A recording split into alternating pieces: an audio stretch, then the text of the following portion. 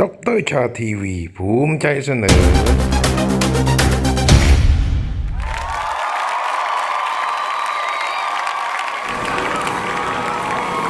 กล่าวสวัสดีครับผมดรชาลอนะครับกลับมาคุยเรื่องของเจาะลึกคดีโควิดเรื่องของความเคลื่อนไหวในการที่ใช้เวทีเรื่องของกฎหมายมาตรการทางกฎหมายเพื่อรับมือและก็ต่อสู้ระหว่างอเมริกาและพันธมิตรกับจีนซึ่งพร้อมพันธมิตรเช่นเดียวกัน แต่พันธมิตรจีนนั้นจะเป็นชาติใดล่ะก็จะมีที่ออกโรงออกหน้าออกตาก็มีรัสเซียและก็อาจจะเป็นพันธมิตรจาก WHO ก็ได้อันนี้ก็แล้วแต่มุมมองเพราะว่าหลายฝ่ายก็ออกมาวิพากษ์วิจารณ์เรื่องของการวางตัวเป็นกลางของ WHO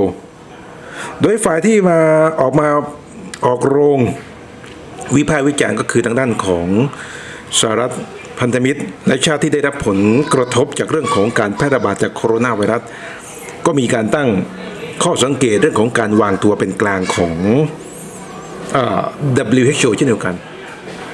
อาทิตย์นี้น่าสนใจมากนะครับอาทิตย์นี้น่าสนใจมากเรื่องของการที่ทางด้านของอเมริกามีการเดินหน้าเรื่องของมาตรการการรับมืออย่างเป็นรูปแบบนะครับโดยทางด้านของ President Trump และก็วุฒิสมาชิกของพรรคริพับลิกันนะครับนายลินซี่ เกรแฮมก็ออกมาขานรับกันเป็นทอดๆโดยทางด้านของทรัมป์เองก็บอกว่ามีมาตรการเรื่องของการคือทนไม่ไหวแล้วรับไม่ไหวแล้วกับพฤติกรรมดังกล่าวของจีนก็จะมีเรื่องของการตัดสิทธิ์นะครับเรื่องของการเจรจานะครับการค้าขายที่ผ่านมาทางด้านของนายเกรแฮมก็ออกมาสำทับว่าพร้อมจะเสนอกฎหมายให้จีนยอมรับเรื่องของการสอบสวนจากสหรัฐอเมริกาและก็พันธมิตรกรณีเรื่องของการแพร่ระบาดจากโควิด -19 ละครับเป็นประเด็นสำคัญที่วันนี้เราต้องมาวิเคราะห์เจาะลึกเรื่องของมาตรการของอเมริกาที่ทางด้านของทรัมป์ออกมาประกาศกล้าวจะตัดสัมพันธ์การค้ากับจีนและก็ทางด้านของลินซี่ เกรแฮมก็เตรียมที่จะเสนอกฎหมายให้จีนยอมรับกับการสอบสวนของอเมริกาและพันธมิตรกรณีเรื่องของการสืบสาวราวเรื่องความเป็นมาของโคโรนาไวรัส -19 เช่นเดียวกันโควิด -19 นะฮะเดี๋ยวจะเป็นอย่างไรอีกสักครู่กลับมาช่วงนี้พักสักครู่ครับ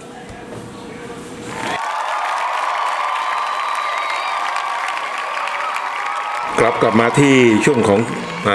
วิเคราะห์เจาะลึกนะครับเรื่องของโควิด -19 หลังจากที่ท่านทรัมป์นะครับมีเรื่องของการประกาศกล้าวตัดสัมพันธ์การค้ากับจีนและก็ลินซี่ เกรแฮมนะครับ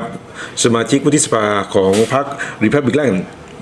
กันนะครับก็มีการเสนอร่างกฎหมายให้จีนยอมรับการสอบสวนจากอเมริกาและก็ชาติพันธมิตรนะครับโดยจะเสนอทางด้านของPresident Trump นะครับในวันอังคารนะครับข้อมูลมาจากหลังจากที่บริษัทหลักทรัพย์ฟิลิปประเทศไทยจำกัดมหาชนนะครับได้มีการรายงานข้อมูลจาก Fox Business Network ว่าทางด้านของทรัมป์ได้มีการให้สัมภาษณ์กับทางด้านสื่อว่า ไม่อยากคุยกับสีจิ้นผิงอีกแล้วไม่มีอะไรจะต้องพูดอีกแล้วไม่มีอะไรจะต้องพูดกันอีกแล้วบอกอย่างนั้นนะคือไม่อยากจะพูดแล้วนะรู้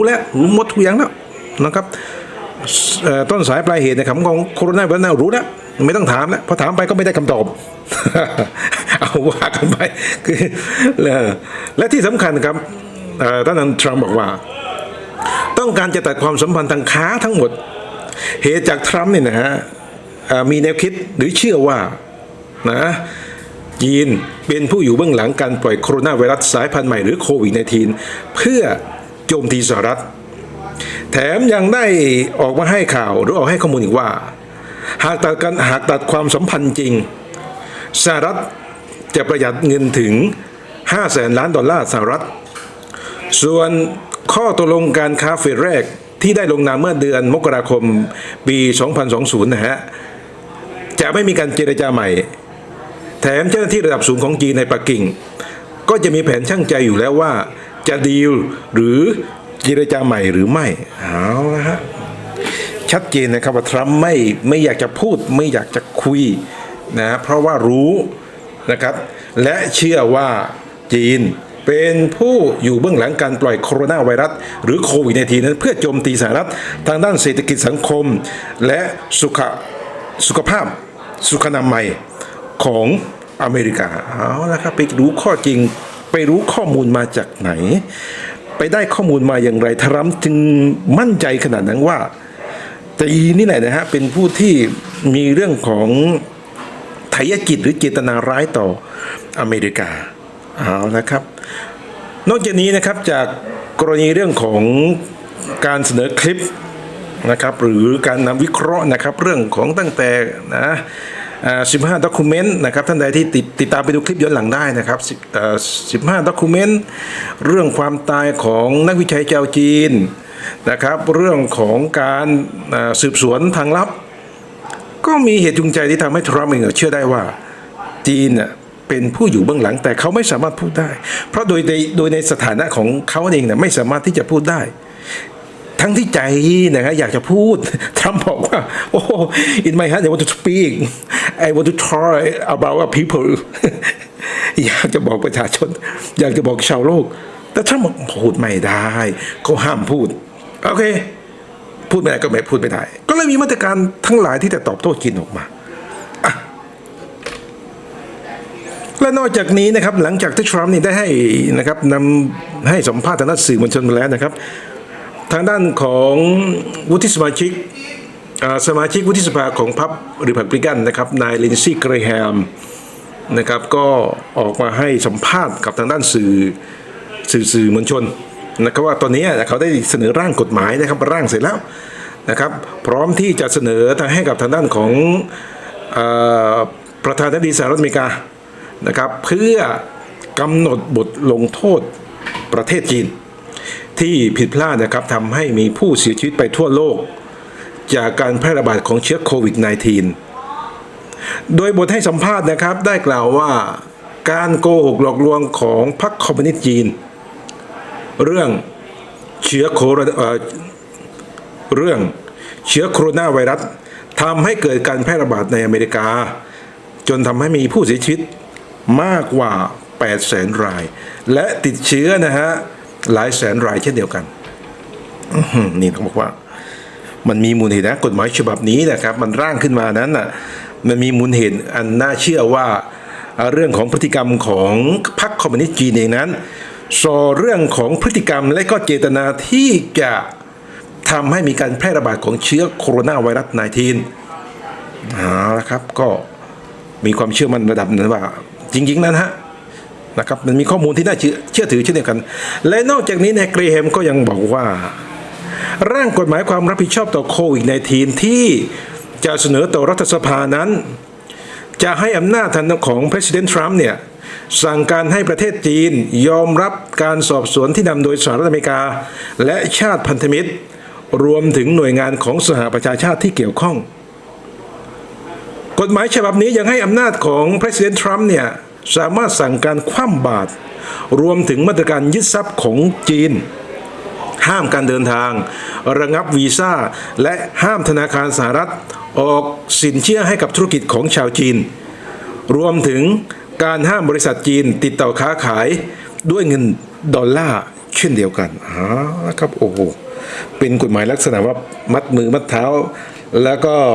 จับจีนนะครับโยนลงทะเลโอ้เลยทำโอ้โหถ้าร่างกฎหมายฉบับนี้นะฮะถ้าออกมาได้นะฮะถ้าผ่านการยอมรับหรือผ่านสภาเมื่อไหร่นะฮะผ่านรัฐสภาเมื่อไหร่กลายเป็นประเด็นร้อนของสังคมของสงครามทางเศรษฐกิจของโลกเช่นเดียวกันและชนวนดังกล่าวนั้นก็นำไปสู่เรื่องของการบาดหมางขั้นรุนแรงระหว่างประเทศนำไปสู่เรื่องของชนวนเรื่องของสงครามโลกครั้งที่3หรือไม่อันนี้ต้องติดตามดูนะครับนักวิเคราะห์มองว่าถ้ากฎหมายฉบับนี้ออกมาแล้วปั๊บโอ้โหนะฮะช้างสารชนกันหญ้าแพร่ก็แหลกลานเพราะที่สำคัญคืออเมริกาพันธมิตรยุโรปและก็ทางด้านของออสเตรเลียนะครับเดินหน้าเต็มที่ที่จะมีการที่จะร่างกฎหมายและก็ดำเนินการสืบสวนสอบสวนเรื่องของที่มาของโรค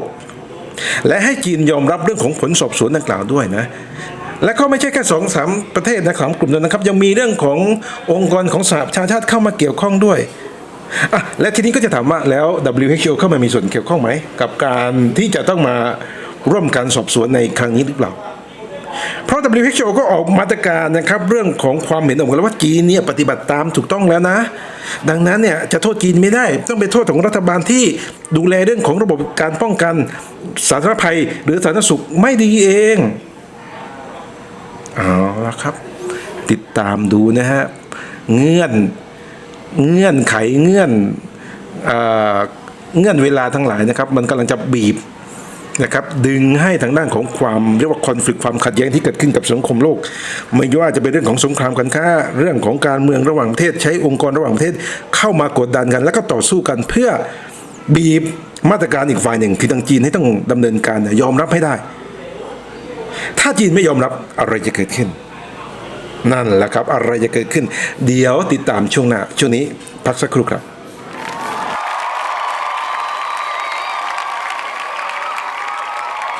กลับมาในช่วงที่2นะครับกับคุยกับผมดร.ชาลอนะครับเรื่องของการวิเคราะห์คดีความ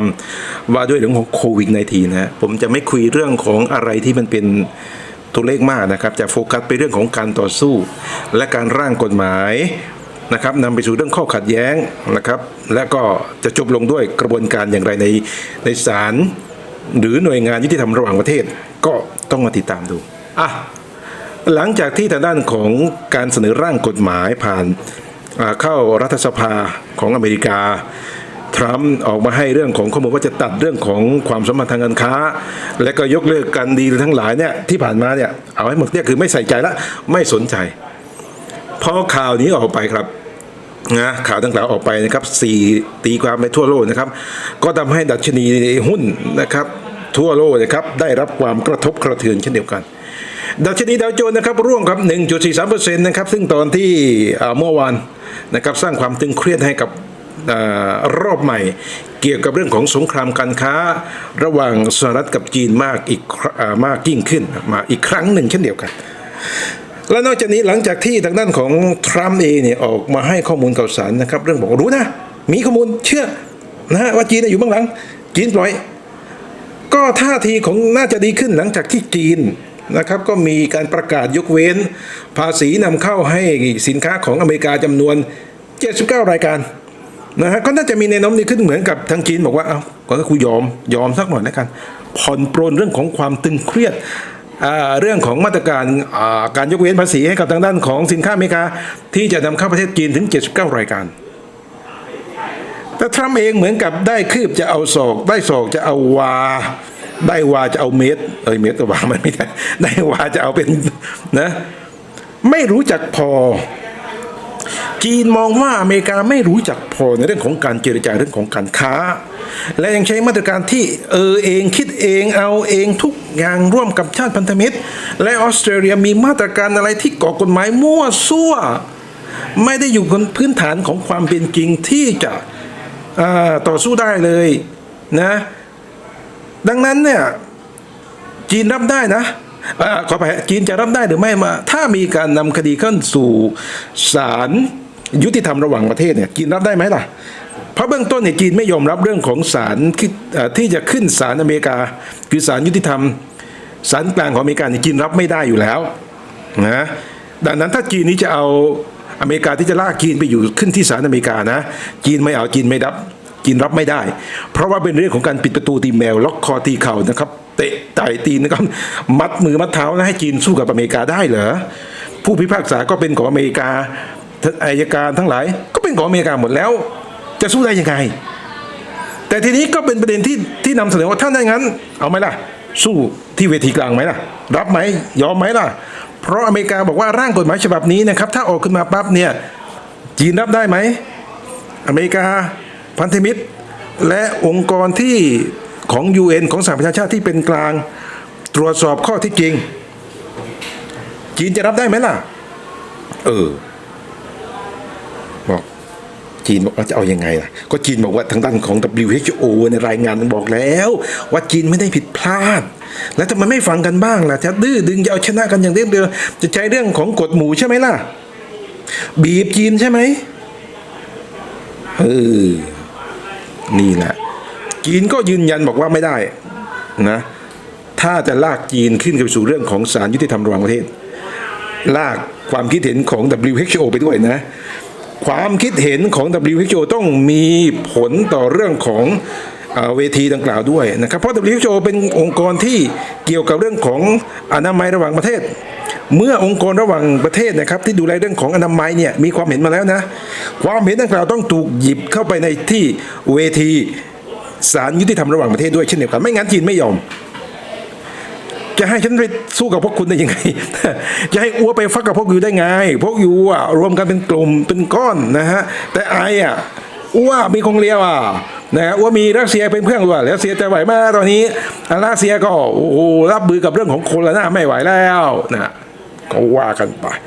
นะเรื่องนี้ยังว่ากันอีกยาวนะผมเชื่อว่าชนวนดังกล่าวนี้ครับและการเสนอร่างกฎหมายที่เป็นลักษณะมัดมือมัดปากมัดเท้าจีนแล้วโยนลงทะเลแล้วให้จีนว่ายขึ้นบกจะไหวไหมจะไหวหรือเปล่าวิเคราะห์แบบกลางๆแล้วนะครับจีนคงไม่ยอมแน่นอนไม่ยอมแล้วจะเกิดอะไรขึ้นนะไม่ยอมก็จะเป็นเรื่องของการที่จะถูก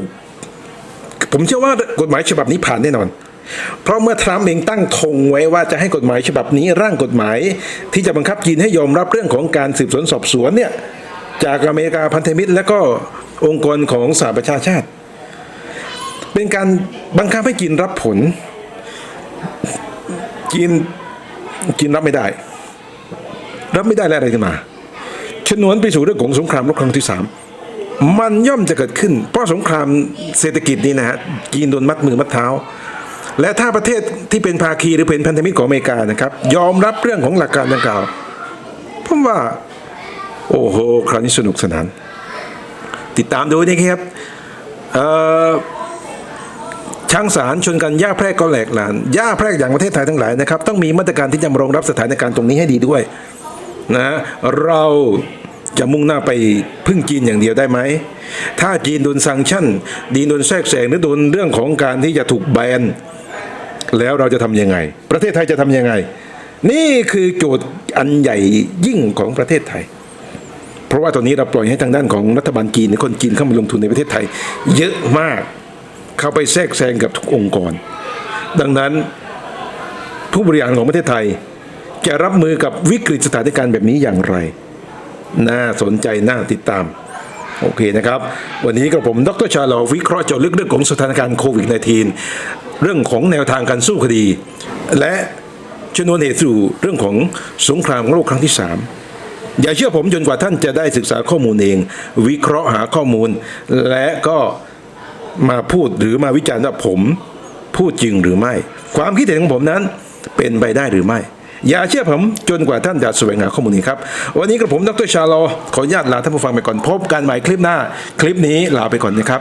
อย่าลืมกดไลค์กดแชร์ด้วยนะลาไปก่อนนะครับสวัสดีครับ